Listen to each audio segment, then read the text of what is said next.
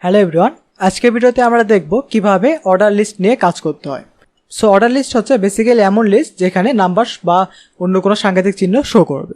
So order list লেখার জন্য আমাদের যে ট্যাগটি ব্যবহার করতে হয় সেটি হচ্ছে OL ট্যাগ। সো ওতে অর্ডার আর এলতে লিস্ট।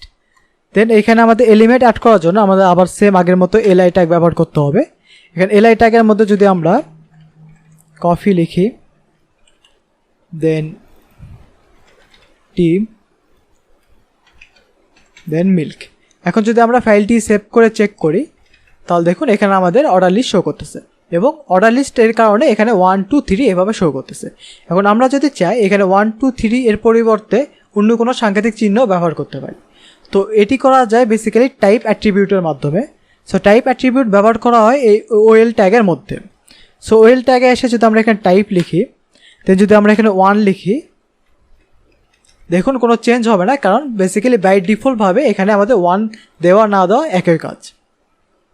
বাট যদি আমরা এখানে বড় হাতের A দিই, দেন যদি আমরা চেক করি তাহলে দেখুন এখানে আমাদের ABC এইভাবে শো করতেছে।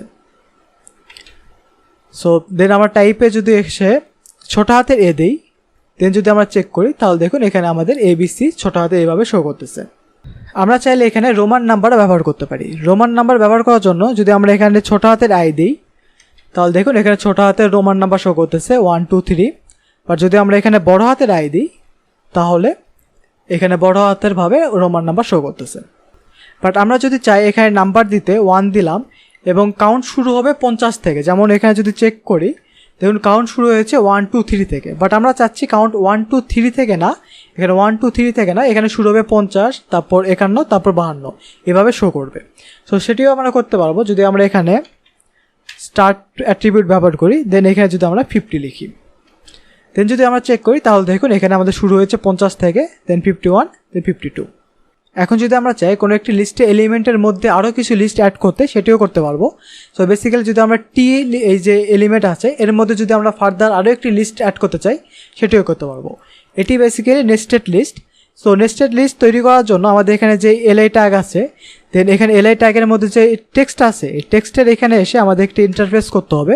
দেন এখানে আমাদের সেম আগের মতো OL ট্যাগ নিতে হবে, দেন LI আরেকটি অ্যাট্রিবিউট নিতে হবে। সো এখানে যদি আমরা লিখি মিল্ক টি, দেন যদি আমরা লিখি ব্ল্যাক টি, দেন যদি আমরা চেক করি তাহলে দেখুন এখানে আমাদের এই যে টি এলিমেন্ট আছে এর মধ্যে ফার্দার আরও দুটি লিস্ট আইটেম শো করতেছে। সো বেসিক্যালি এটি হচ্ছে nested list. So nested list তৈরি করার জন্য মনে রাখবেন যে লিস্ট আইটেমের মধ্যে আমরা নেস্টেড লিস্ট তৈরি করতে চাই ওইখানে যে টেক্সট আছে টেক্সটের পরে আমাদের এই পুরো আবার যে OL ট্যাগ আছে সেই OL ট্যাগ থেকে শুরু করে পুরো লিস্টটি তৈরি করতে হবে, তাহলে এখানে আমাদের সেম এইভাবে নেস্টেড লিস্ট শো করবে। তো এই ছিল মূলত আজকের ভিডিও, দেখাবে পরের ভিডিওতে। ধন্যবাদ।